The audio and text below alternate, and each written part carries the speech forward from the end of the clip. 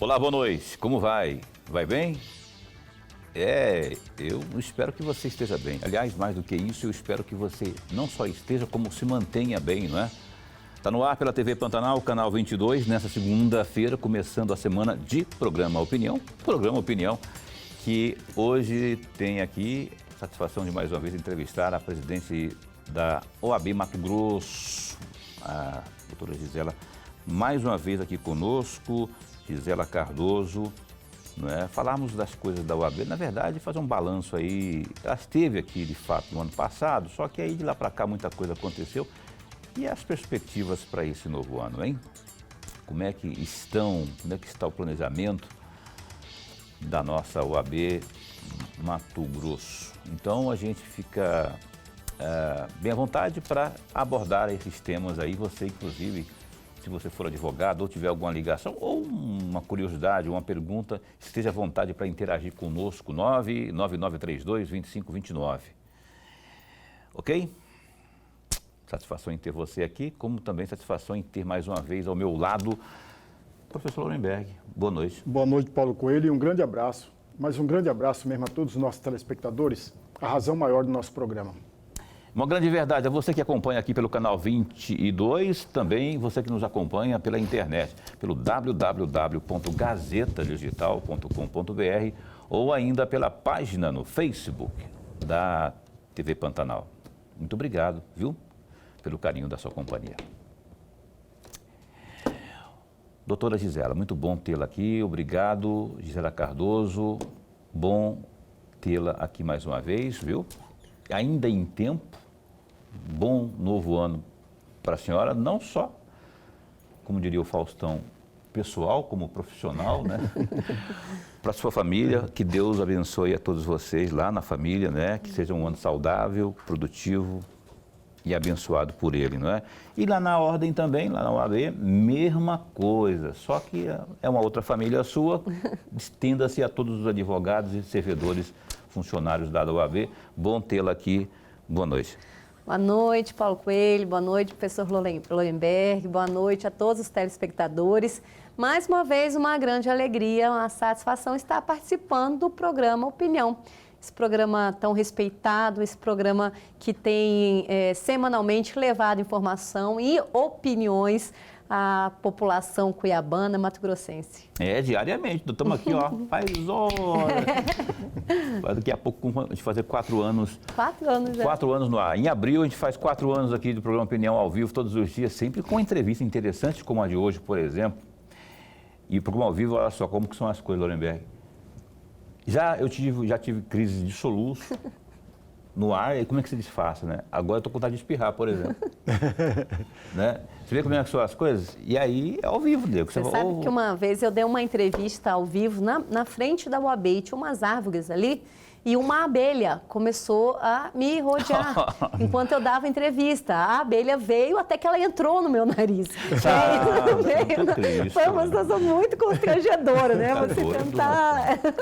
Não, se fosse uma mariçoquinha, tu que vai, mas uma abelhinha. Sangue de Jesus tem poder um negócio desse. Doutora, olha só, tem muita coisa.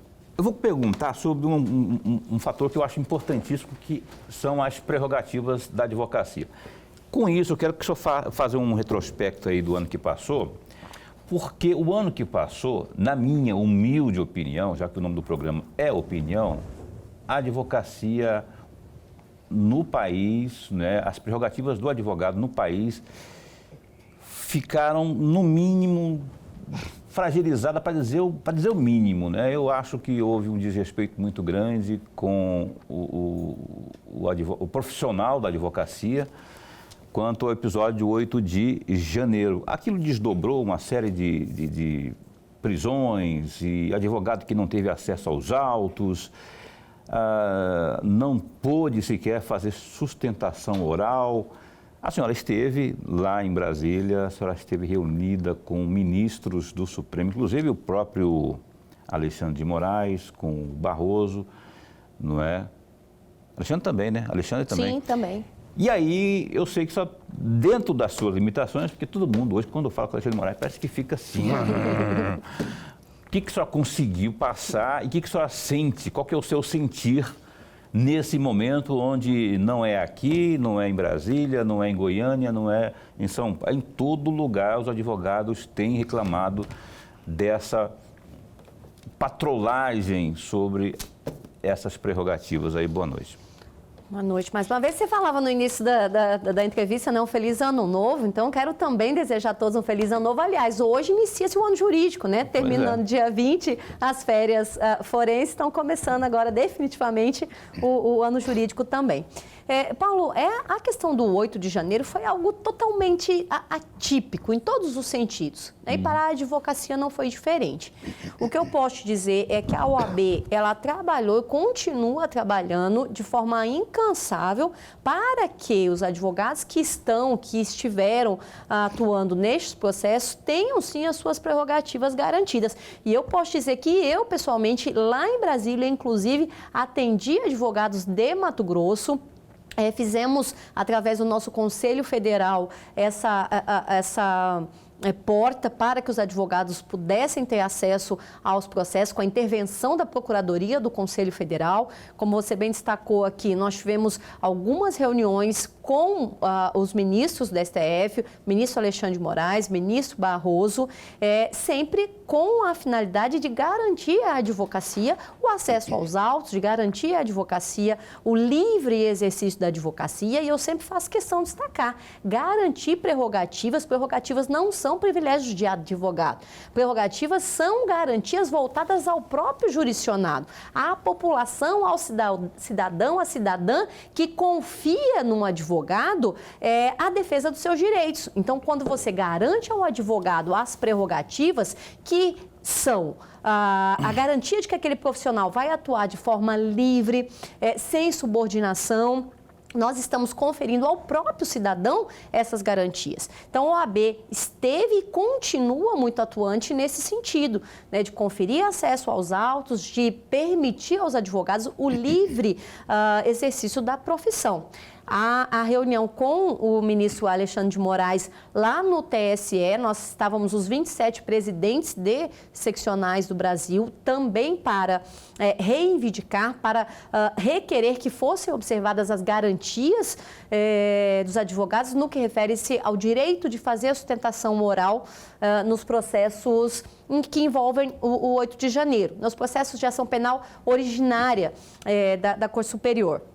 Uma primeira reunião com Alexandre de Moraes, ele ficou de levar para a corte o entendimento, ele sustentou, ele destacou que, considerando o número de processos, né, do 8 de janeiro, conferiu, garantir a todos os réus, os seus advogados, o direito a 1 hora de sustentação oral e iria, de alguma forma, atrasar demais esse julgamento. Trouxe alguns argumentos, mas foram todos rebatidos exatamente porque deve-se prevalecer as prerrogativas da advocacia. Num segundo momento, nós tivemos em reunião com o ministro Barroso lá na Conferência Nacional da Advocacia, onde ele participou, e nós também, reunidos os 27 presidentes de seccionais, lembrando, eu ocupo hoje o cargo de coordenadora adjunto do Colégio Nacional de Presidentes, e juntamente com o presidente do Conselho Federal, com outros diretores, entregamos ao ministro Barroso um ofício requerendo que todas as ações ações originárias fossem julgadas no plenário e destacando a necessidade de garantir o direito de sustentação oral. O ministro Barroso ficou de levar isso para o pleno, o fez, levou e, por maioria, foi então aprovada uma alteração no regimento interno do STF para que essas ações sejam julgadas no plenário e possam sim ser realizadas a sustentação oral. Então, nós tivemos um grande avanço, a pedido da OAB, houve uma alteração no regimento interno do STF para que pudesse então ser conferida essa prerrogativa da advocacia. Mas a partir de quando que isso vai ser acatado? O julgamento foi agora no final do ano, em dezembro, que foi feita essa alteração do regimento interno. Já começa a ser aplicado. Com sustentação oral, né? A possibilidade de sustentação oral é fundamental, né? Eu costumo dizer, Paulo, a sustentação oral, o advogado na tribuna é a própria representação do exercício da advocacia, né? É o momento em que o advogado leva aos julgadores os seus argumentos através de todos os fatos, os motivos, os argumentos jurídicos, no poder do convencimento, na busca do convencimento, que é essa a nossa função. Então, sem dúvida nenhuma, a sustentação oral é um ato importantíssimo e deve ser garantido a todo o advogado, toda advogada. Um avanço realmente aí para quem estava tendo esse tipo de... Nossa, vi advogado aí reclamando, mas muito mesmo, e com razão, não é? Acho que foi feito Sebastião Coelho, porque o Sebastião Coelho teve lá, falou um monte de... E aí parece que ficou meio esse negócio de advogado presencialmente ali, não estava dando muito certo. Mas agora vai voltar, né? Foi deferido, vai voltar, e aí nada mais justo do que isso, né? Professor Lorenberg. Presidente, antes de mais nada, registrar a nossa alegria. Mas a alegria mesmo de tê-la aqui no nosso bate-papo, nós ganhamos e ganhamos muito, aprendemos e aprendemos muito, e o amigo telespectador ganha e ganha muito com a presença da senhora. Obrigada, Presidente, eu tenho um trecho aqui, aproveitando exatamente parte da resposta. A senhora falou por 3 vezes o Conselho Federal. E eu vou aproveitar exatamente o Conselho Federal. Saiu uma matéria na Gazeta hoje, a senhora com certeza deve ter visto essa matéria, até porque saiu em outros jornais também, inclusive no Estadão, essa matéria. E eu vou ler um trecho dessa matéria e gostaria muito de um comentário da senhora a respeito. Entre aspas, a imposição de tabelas de preços de honorários advocatícios pelo Conselho Federal da Ordem dos Advogados do Brasil viola a livre concorrência e a ordem econômica. Para Valdir Alves, do Ministério Público Federal, os serviços advocatícios podem ser compreendidos a serviços prestados, podem ser comparados a serviços prestados por profissionais de outras áreas. A lógica econômica dos serviços de um advogado não se distingue da de outras modalidades de prestadores de serviços. Portanto, amparados na Constituição e seguindo a sua ordem econômica. Fecham aspas.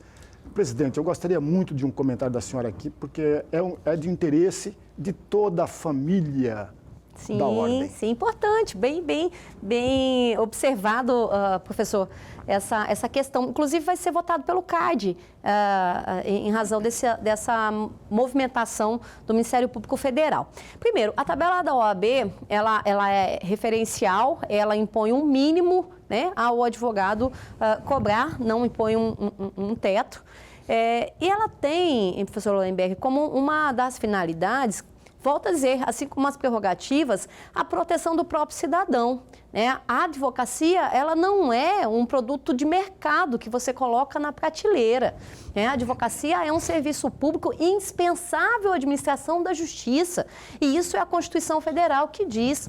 O exercício da advocacia é a única profissão privada que está no texto constitucional, como indispensável à administração da justiça. Então, por isso, quando o colega fala que ela se equipara a outros tipos de serviço, com todo respeito aos outros profissionais e com todo respeito à manifestação do procurador, eu entendo que essa equiparação ela não é possível, até por conta dessa previsão constitucional.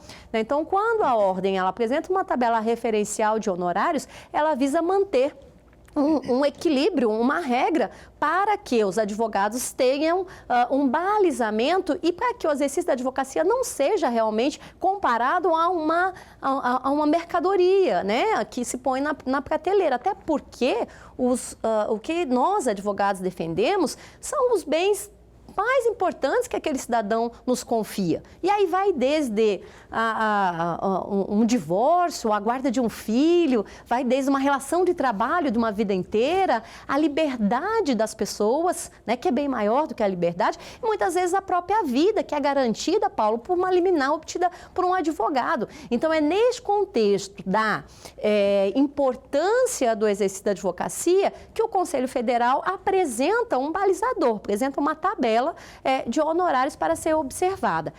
salvo engano, já há um parecer do CAD e a relatora, ela dá um parecer desfavorável à proteção do MPF. Ela entende que é válida, que é constitucional e que é possível a apresentação, a observação de uma tabela de honorários.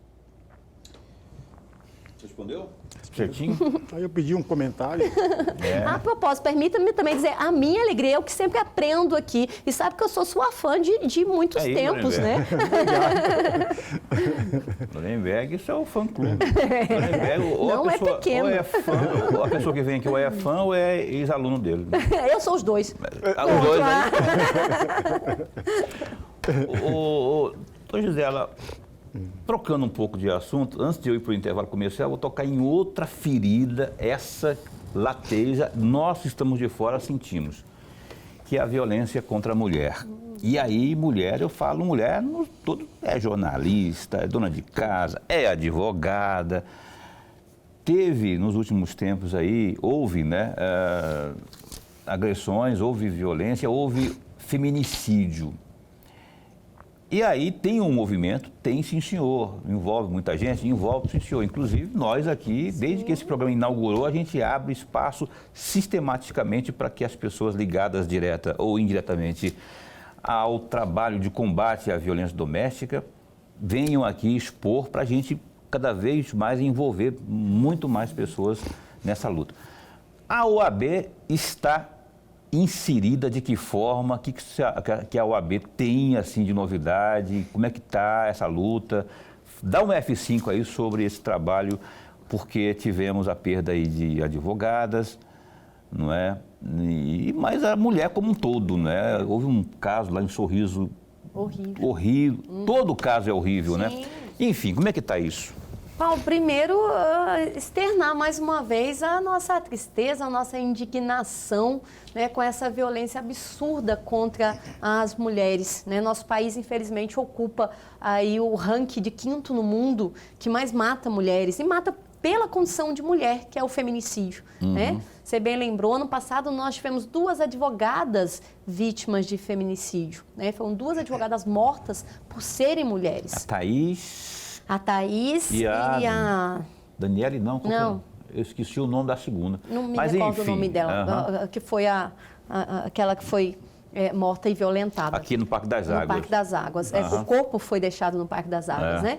Então, assim, nós continuamos, Paulo, com todas as ações, através da nossa comissão da Mulher Advogada, da nossa comissão de Direitos Humanos. Nós temos vários projetos, o projeto OAB Vai à Escola, onde nós vamos falar com o jovem, falar com as crianças.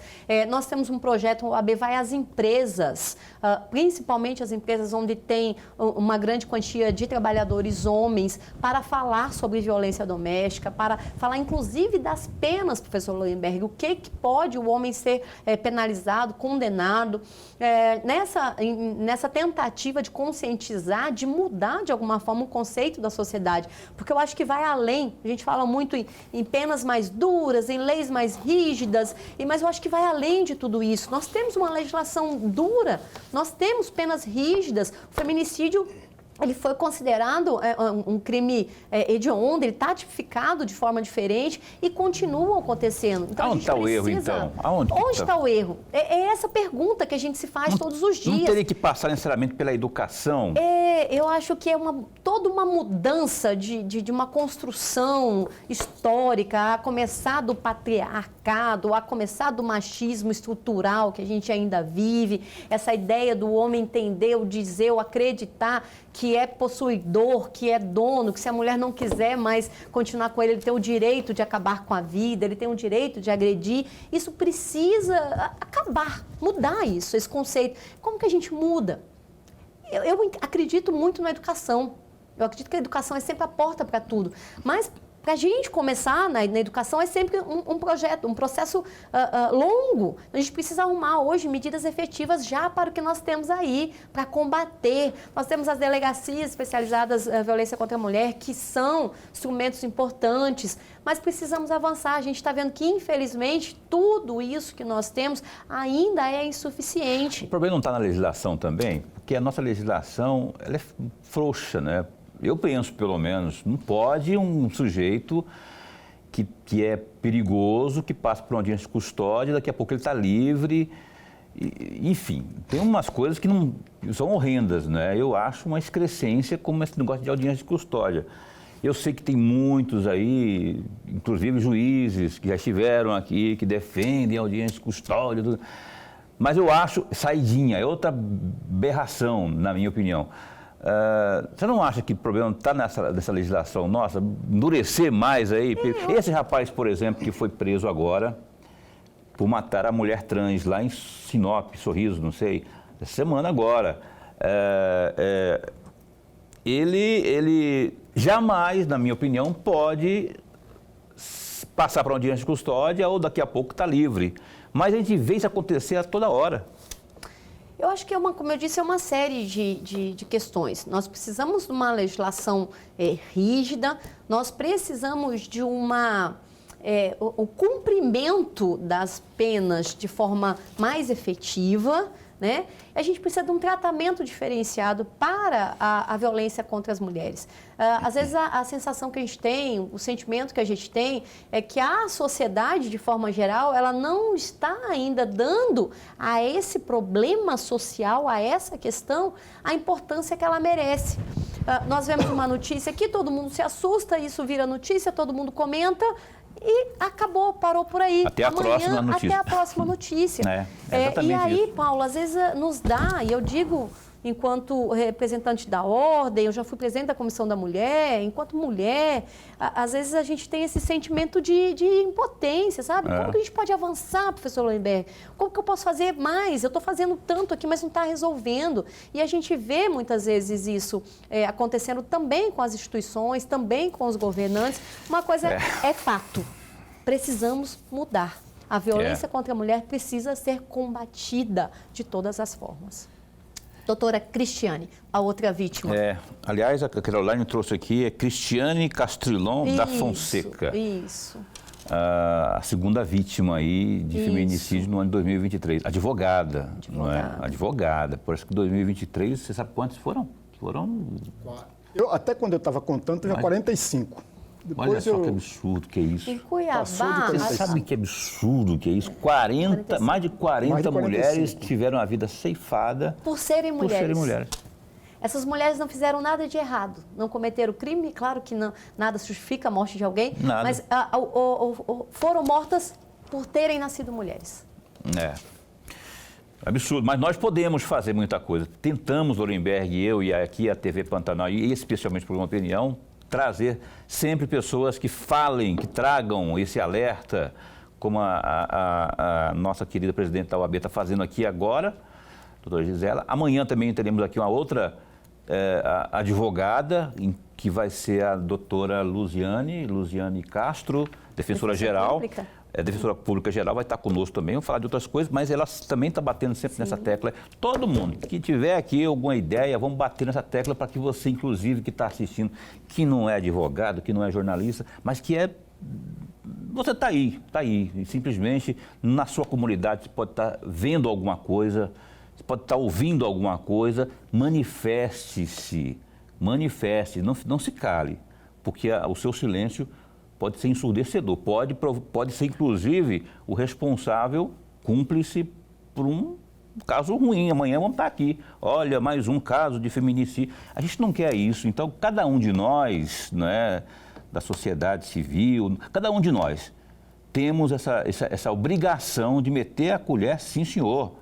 Vamos deixar ninguém ser maltratado.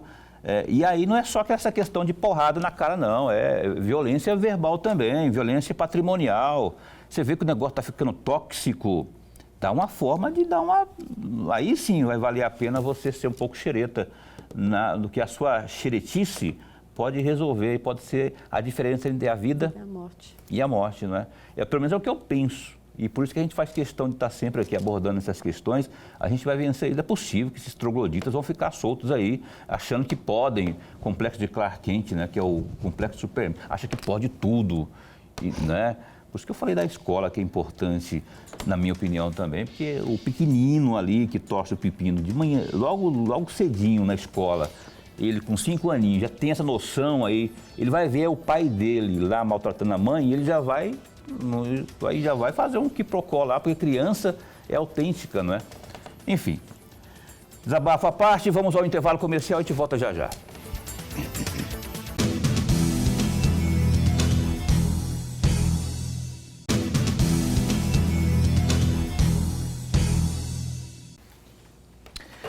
Rapidão aqui no Opinião, vamos aos destaques do Gazeta Digital, www.gazetadigital.com.br. Após sofrer derrota na Câmara de Cuiabá, que derrubou o decreto sobre aumento da taxa de lixo, a Secretaria de Fazenda do município emitiu aí uma nota se posicionando nesta nota. Ela diz o seguinte, ela diz respeitar a decisão lá do Parlamento e aguarda a decisão da Justiça sobre o caso. O Ministério Público aqui do Estado também pediu a suspensão da tarifa abusiva. Depois de 6 meses do início da cobrança, a Prefeitura realizou um reajuste de 212% no valor da taxa, com cobrança de R$ 33,10 e R$ 66,20. O aumento exorbitante causou, inclusive, revolta entre a população e também vereadores que criticaram a medida suspensa hoje. Na manhã desta segunda-feira, dia 22, com 23 votos favoráveis, os vereadores aprovaram o decreto legislativo que derruba o decreto do prefeito Emanuel Pinheiro, do MDB, que elevava então a taxa. Em nota encaminhada à imprensa, a Secretaria Municipal de Fazenda informou que aguarda a decisão do Tribunal de Justiça de Mato Grosso sobre o número de isentos da taxa na capital. Na última sexta, dia 19, entrou o Ministério Público aqui do Estado, entrou com uma ação na Justiça solicitando a suspensão do aumento da taxa de lixo. A Secretaria de Saúde de Mato Grosso informou ter identificado uma nova subvariante da Covid-19, a JN2.5, uma variação da Omicron. Esse é o primeiro registro da subvariante no Brasil, destacou aí a direção aí da Secretaria. Em nota, a Secretaria de Saúde detalhou que o Laboratório Central do Estado sequenciou e também identificou a nova subvariante em pesquisa realizada entre os dias 16 e 18 de janeiro. Uma última notícia aí é que, em reunião com lideranças no último domingo, dia 21, em Rondonópolis, que fica aqui a 212 quilômetros de Cuiabá, o ministro da Agricultura, o Carlos Fávaro, defendeu o campo mais progressista da política e aproveitou a oportunidade para destacar avanços realizados sob a gestão do presidente Lula. Segundo Fávaro, ele passou a criar sua identidade política em 2018, ao defender uma união em torno da pauta progressista. Fávaro relembrou sua trajetória política e afirmou que começou a criar sua identidade política em 2018. Tá aí, ó, Gazeta Digital. Tem mais detalhes sobre essas notícias aí, é só dar um clique, tem isso e muito mais num clique. Gazeta Digital, informando você cada vez mais. Lorenberg, essa situação primeira que eu trouxe aqui, rapaz, porque não foi só isso, não, só a força de expressão. A Câmara derrubou a intenção do Emanuel de taxar o lixo, de aumentar, não é? O Ministério Público está também entrando na história aí, só que tem também o Fábio Garcia, que mobilizou o PROCON de Mato Grosso, que também se posicionou, que já inclusive notificou a companhia de água para que cesse, né? Porque já estava inclusive, tinha impresso já na cobrança lá para casa, por exemplo, taxa de lixo, não sei o que, quantos reais. E a própria Água Cuiabá já se manifestou também que vai reemitir, né, sem a cobrança, enfim. como diria um bom cuiabano que tinha aqui, que era o professor William Gomes, o prefeito está levando até encostar, né? Porque está perdendo tudo, rapaz, e não vai, parece que não tem outro caminho senão recuar. Paulo, veja, na verdade, tem 3 manifestações, uma distinta da outra. O do PROCON é diferente da manifestação ou da ação do Ministério Público. O Ministério Público entrou com a ADIM. Por quê? A Prefeitura tem um universo de isento de 75%. Esse universo de 75%, baseado na Prefeitura, aumentou considerável para 212% de reajuste. De 33% pulou para 66% em razão do número de isentos. E aí o argumento do Ministério Público diz o seguinte, olha, uma parcela pequena da população cuiabana vai bancar, vai arcar com todo o preço, com todo o custo desse aumento. Quer dizer, não é justo. Nesse particular, o Ministério Público tem razão. Mas precisa saber se o Judiciário vai ver a razão do Ministério Público. Uma outra questão é da Câmara Municipal de Cuiabá. Está certo, ela tem que fazer isso mesmo, tem que fiscalizar, tem que debater, tem que discutir. O problema da Câmara Cuiabana é um só, não discute nada. Eles vão por osmose, nem por osmose não é. Eles vão na descida, na ladeira, sobretudo no ano eleitoral. Amigos. Mas aí é... No ano eleitoral, amigo, telespectador... Óbvio que eles iam fazer isso, né? Eleitor, preste muita atenção, fique muito esperto. O parlamentar ficou 4 anos sem produzir coisa alguma. Mas aí, para bater é fácil, né? Para bater é fácil. Nós não podemos perder de vista que o parlamento, seja municipal, estadual e federal, é o local onde todos os anseios, desejos e preocupações do conjunto da população venha cair tudo no parlamento. E o parlamento precisa discutir. Mas, infelizmente, a Câmara Cuiabana não faz isso. E faz hora que não faz, hein? Não faz isso. E aprovaram a criação do tributo, né? Eles aprovaram. Aprovaram. Ano passado. Exatamente. E eu estava vendo lá entre os nomes dos que aprovaram, lá dos que votaram pela... Porque assim também, né, Lorenberg? Se era uma... Há quem diga que aquilo lá era obrigação, que não tinha para onde correr, né? Para mim, era obrigação a apreciação em plenário, mas não a aprovação, né? Não, o parlamentar não é obrigado a nada, amigos. Ele é obrigado a defender os seus representados, porque para isso que ele foi eleito. Pois é, foi o que eu comentei hoje de manhã lá na Gazeta. E aí, eu estava lá, Chico 2000, presidente da Câmara, né? Aí a Edna, outros tantos lá, tinham lá, né?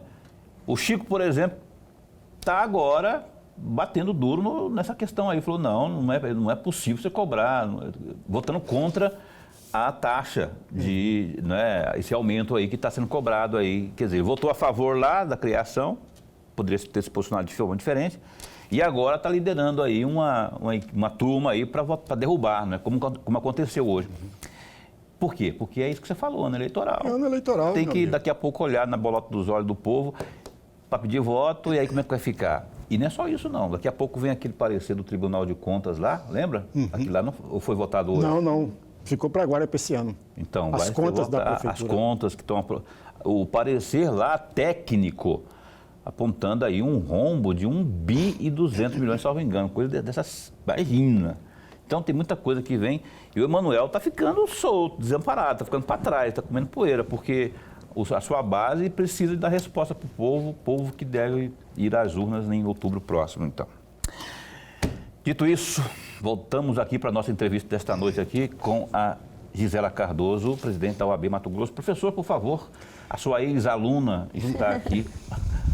Por favor. Mas, presidente, eu tenho aqui um outro assunto que eu gostaria muito. Na verdade, eu vou fazer uma pequena provocação, e provocação sempre no bom sentido, para uma reflexão da senhora.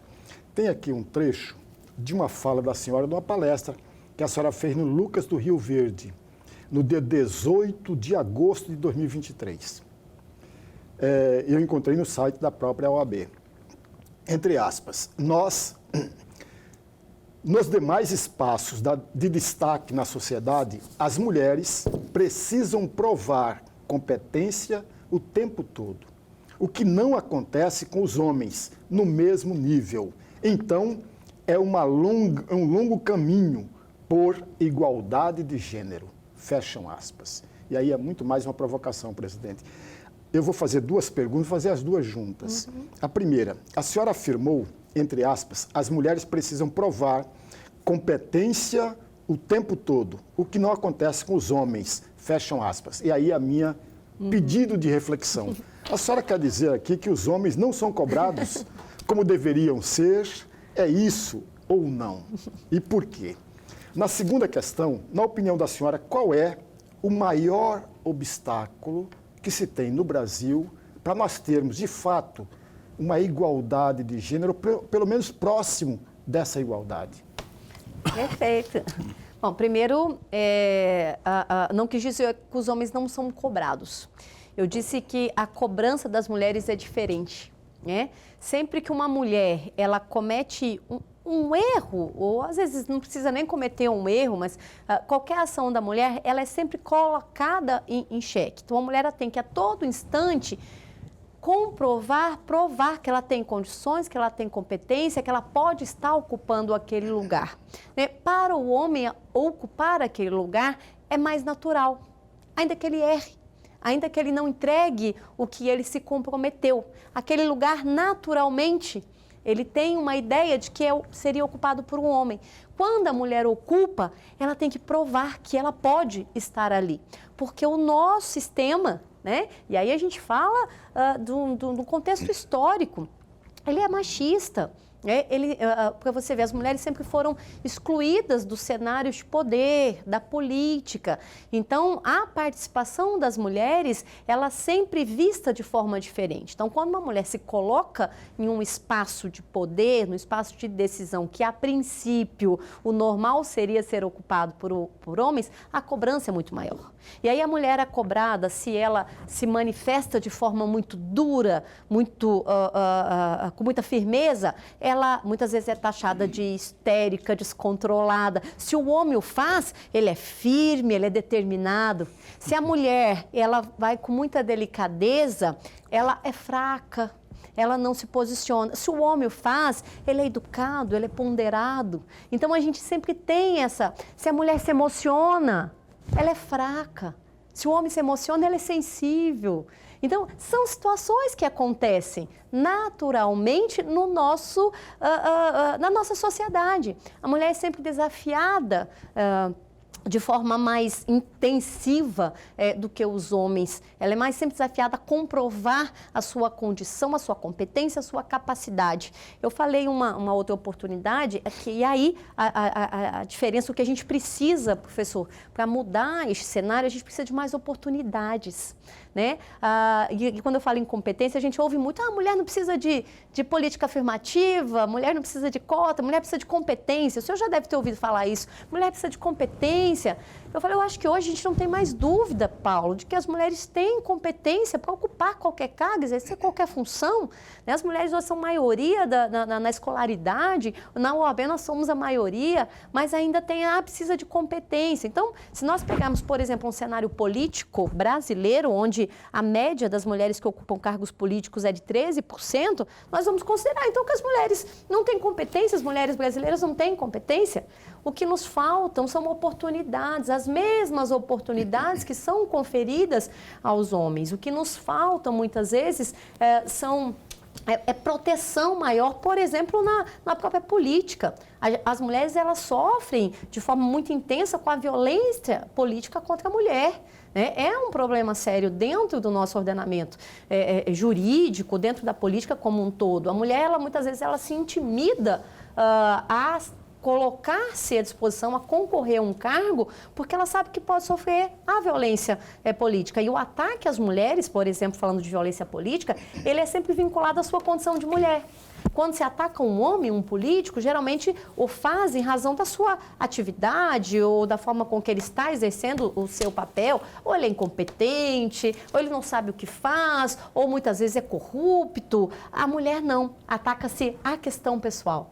Ataca-se os seus atributos físicos, ou ela é bonita demais, ou ela é feia, ou ela é gorda, ou ela é magra. Ataca-se a sua honra, as comparações com os animais. Então, é sempre pessoal, é sempre em razão da sua condição de mulher. E isso precisa ser combatido. Precisa, sim, de uma proteção, até para incentivar maior participação feminina a concorrer, né, a oferecer iguais condições. Nós temos a legislação que garante ali a cota, mas a gente precisa de uma fiscalização efetiva para acabar com as laranjas, né, para acabar com os desvios de finalidade do fundo eleitoral. Então, isso tudo é que vai fazer com que se mude um cenário que ainda é de discriminação. Né? Por mais que mas a gente tem tantas mulheres hoje que ocupam espaços, isso sim vem acontecendo, isso é importante e a gente precisa continuar com as políticas afirmativas, a gente precisa continuar reconhecendo as mulheres que estão ocupando os espaços de poder até que se torne normal. Eu falo que o grande desafio nosso é normalizar a participação das mulheres numa mesa de decisão, a participação das mulheres no espaço de poder. Quando isso se tornar normal, a gente não vai precisar mais estar todo momento provando e comprovando a nossa condição ou capacidade de estar ali. É um assunto instigante. Eu queria muito esticar ele aqui, mas eu tenho que ir para o intervalo começo. Mas eu prometo que quando voltar eu vou dar uma esticadinha nele, porque eu vou até deixar aqui porque assim, nós precisamos normalizar isso, sim, precisamos, mas porque quando a mulher entra na política pela cota, ela me dá a impressão que ela está sendo fabricada, assim, que ela vai para cumprir uma tabela. E quando ela entra por mérito, por ideia, por ideais, por compromisso, por acreditar realmente naquilo, não algo fabricado, não é? Que tem muita gente que foi fabricada, mulheres inclusive, que entraram por uma porta e saíram por outra. Entretanto, há outras que entraram, vieram da raiz, não é? Continuam aí sendo referência, inclusive, no poder. Então, eu acredito muito nisso, mas eu quero instigar isso para o próximo bloco, porque é um assunto que vem faz horas aí, as pessoas comentam, mas aí, e o mérito, a meritocracia, e as cotas, enfim.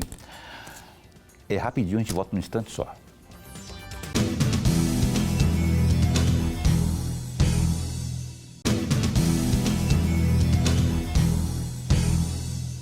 Então, rapaz, a gente está de volta aqui, foi rapidão, não falei?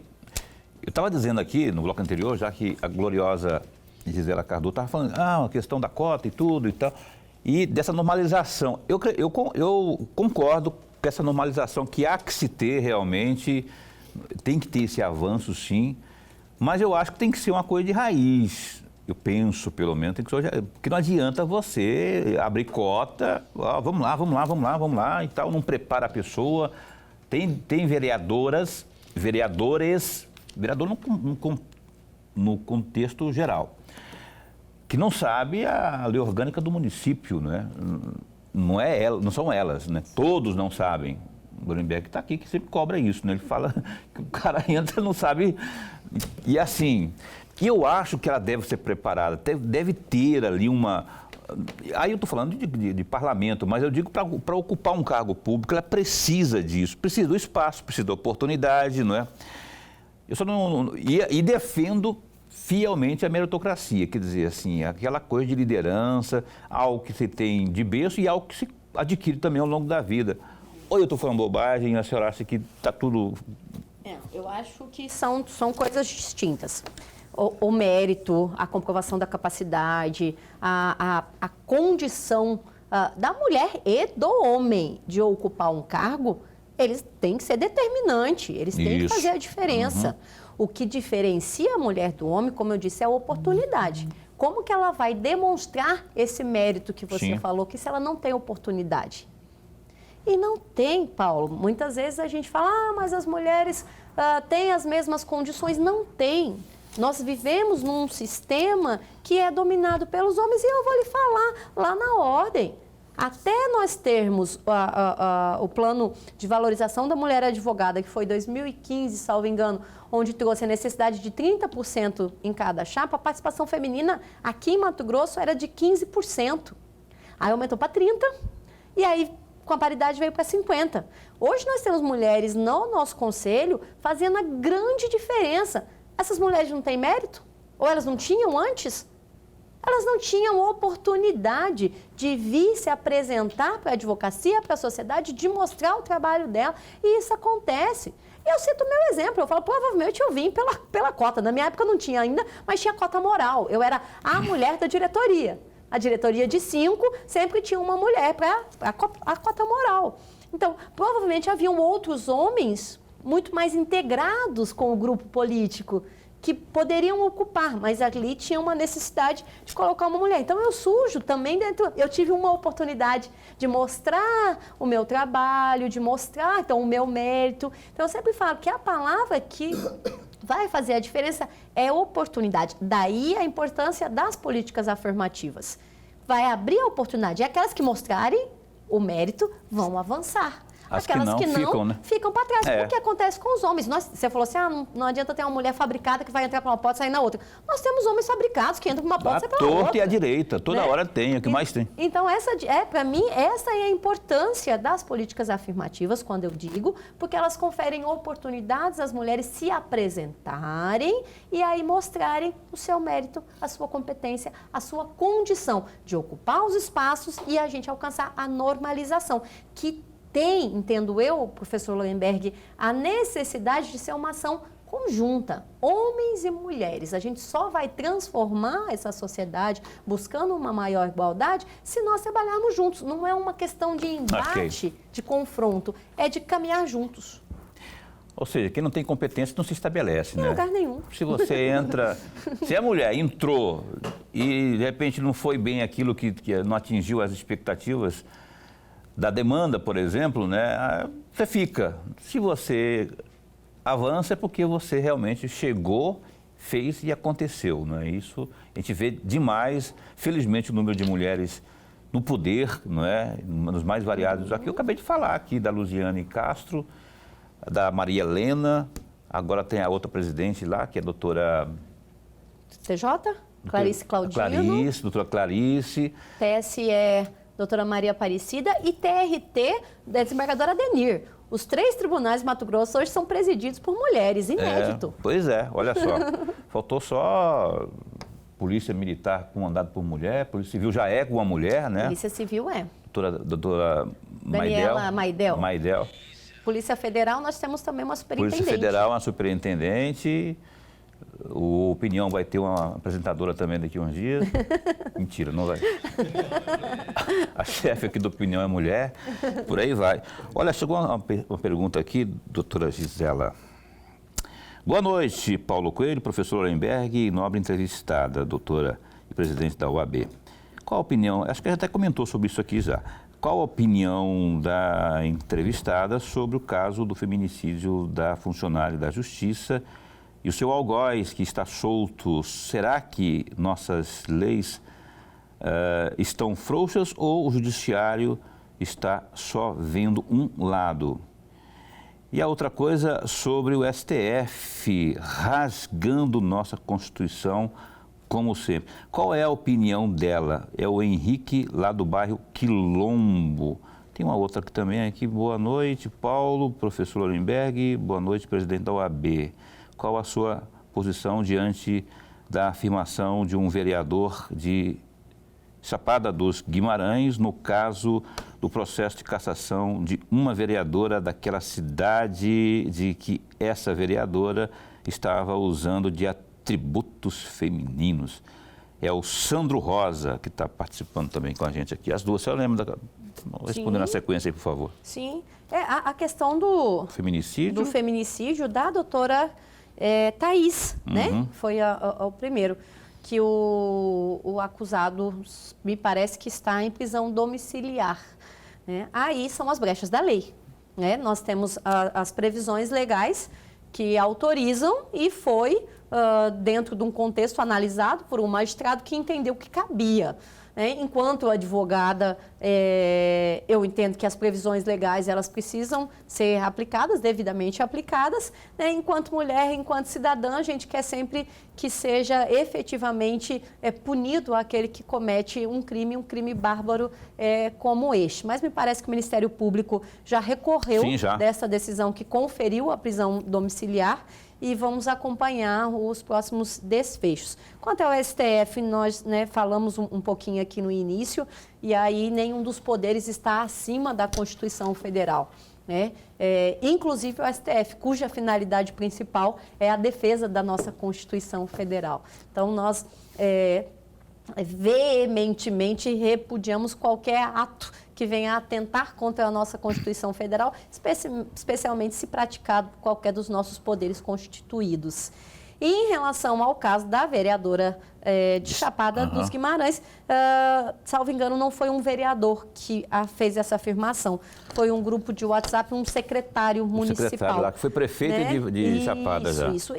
Eu lamento muito, né? E aí o que a gente falava antes aparentemente, eu não conheço o contexto da conversa, eu só vi na mídia que ele teria dito isso num grupo de WhatsApp.